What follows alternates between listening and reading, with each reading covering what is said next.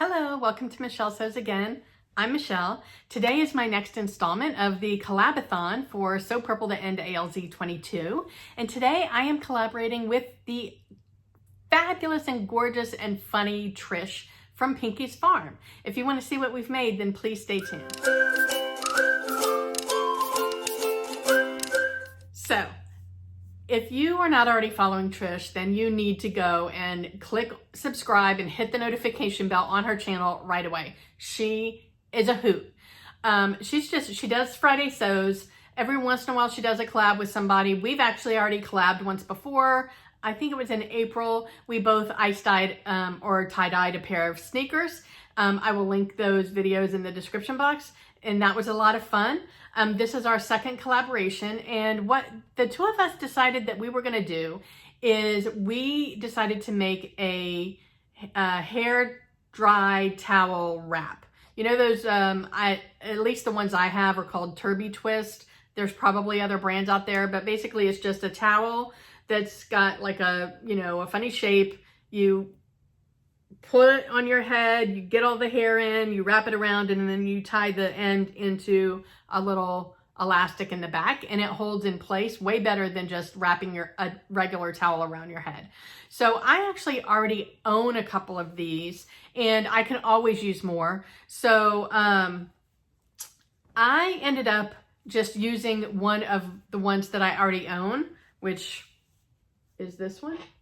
And I use this for my pattern piece. If you don't already have one of these to use as a pattern piece and you want to make one, there are a lot of DIY and free pattern tutorials on the internet. I will link a couple of them in the description box. If none of those resonate with you, then just do a search. You'll find some. Just call it like hair dry towel tutorial or something like that.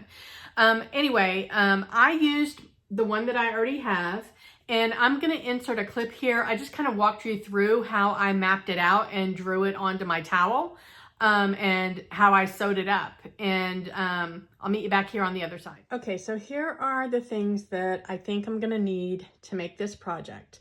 I am starting with an existing turby twist, but I have found a tutorial online that I will link in the description box that if you don't already have a hair towel, there is a tutorial that gives you a pattern to draft your own. So if you don't already have one, then you can do it that way. But I'm just going to take one that I have already, and I'm going to use this as my pattern piece. Then you need something to cut with. I'm going to use rotary cutters. You could use regular scissors. I'm going to use my disappearing ink marker to draw out my pattern onto the fabric. And then I need a little piece of elastic. And then obviously I'm going to need a sewing machine. I'm going to do this all on the serger. So although my existing turby twist has a hemmed edge, I am going to see if I can use the finished edge of my towel just to save a step. Okay, I'm not sure if that's going to work or not because this is pretty big. And I need two of them. Yeah, that's not going to work. I will end up having to hem the edge, which is fine. Let me lift this up a little bit. All right, so you can see I have my turby twist laid out on my towel. I've got it as flat as I can get it, and I'm going to just use this and I'm going to trace around it with my marking pen. I did just do a little mark there so I know where to put the elastic. Okay, so it looks a little bit like a whale, especially since I have that little spot where I've marked out where my elastic goes. And I'm going to cut two of these out, but I'm going to leave enough room for seam allowance.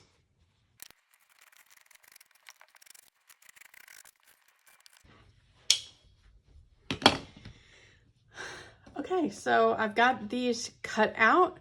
It's gonna literally be as easy as sewing this seam together and then hemming this seam. So I'll meet you right back here in a second. Okay, twisty turban is finished. Now I just have to dye it. That is the quickest thing I've ever sewn in my life. So what I ended up doing was I serged around the raw edge. Then I put the right sides together, whichever side you want is the right side. Then I just serged the two pieces together. After I pinned the elastic on the in between the seams before I serged it. So now I have a loop on this side. And then I turned the raw edge that had the serging finish up and hemmed it. That is it. Now I need to dye it and I'll be finished. So I'll see you back here once that's done. Okay, so you can see it was easy peasy. I drew around it. I left enough for a seam allowance. I sewed it up on my serger. I cleaned up the edges with my serger and I turned it under and hemmed it. And that was it. Now I'm dyeing it. So I will insert a clip of what it looks like as I'm editing because it's not dyed yet. So I don't have it to show you yet. But yeah, I'm dyeing it in purples, shades of purple.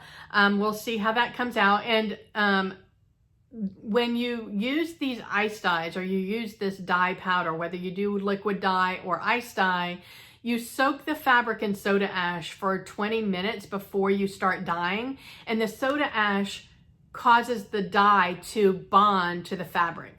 So you rinse the soda ash out after you're done dyeing. Then you wash it in hot water with textile detergent. I usually wash it twice and then dry it. And that soda ash bonds that dye to the fabric. So I personally, as much as I've been ice dyeing, have not had any trouble with anything bleeding after I do that process. So I'm not worried about the dye bleeding onto my hair or anything like that.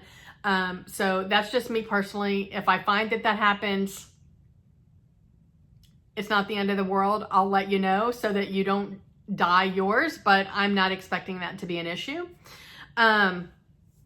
That whole process, not the dyeing part, but the cutting out, the drawing, the cutting out, the sewing, didn't even take 15 minutes. It's literally the fastest thing I've ever sewn in my life.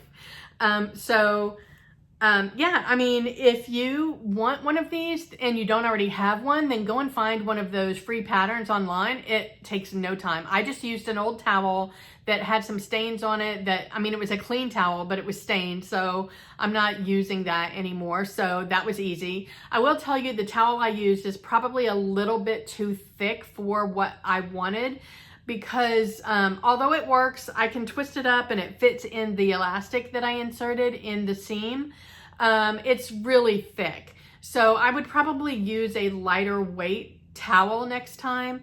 And in fact, Carmen Salome, a friend of mine who is also here on YouTube, we were talking about the fact that Trish and I were working on this project, and Carmen said that for curly haired women, a towel is actually not good because it creates friction. So she has made one of these before out of an old t-shirt. She did say that next time she would double up on the t-shirt material because it was probably a little bit too thin, but a t-shirt is smoother and it still has the drying properties. It wicks the moisture out of the hair, but it doesn't cause friction on the curls. So if you are a curly haired girl, then think about using some old t-shirts instead of a towel, but the process would be the same. So I am really excited to see what Trish came up with, what process she used, how different she might have done, or did it come out exactly the same? So I'm going to go check out her video next, and I hope that you do too.